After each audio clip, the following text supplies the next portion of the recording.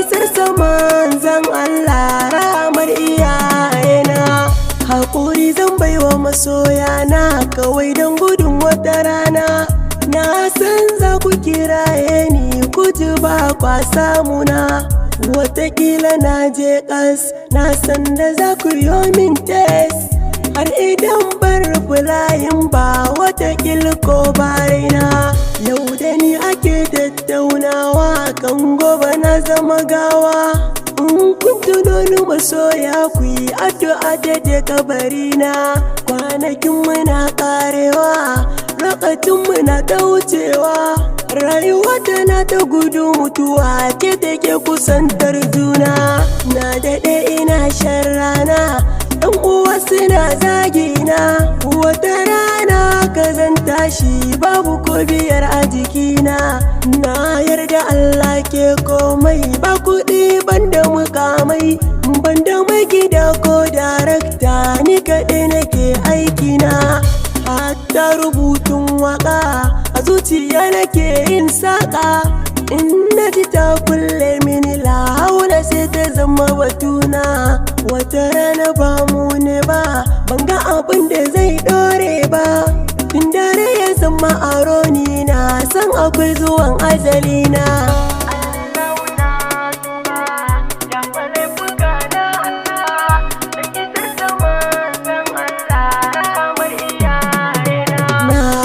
Gane laifina ana ta faɗo aibuna. Lokuta da dama in na wuce sai in ji ana zagina. Da yawa ba sa sona, sun daɗe suna dakona. So suke su gana faɗi ƙasa su siyo nan kafanina. Wasu na mana fatan kairi, wasu ko suna fatan shari. So a koda yaushe burinsu umar su ga bayana. Wasu na can na nema na kukonin kuna zagina. Duk abin da zan yi sai in ga idanunku na kuma kaina. In dai kana so ka ganni za ka ganni in ka neme ni. Amma idan ka mance ni zan so mi nesa da juna. Nura Zizi na gode ma, Allah ya ƙaro girma. Ko da a ce a cikin taro ka zama alfahari na. Allah zaɓen mafi alkairi, waka gare ni ce alkairi.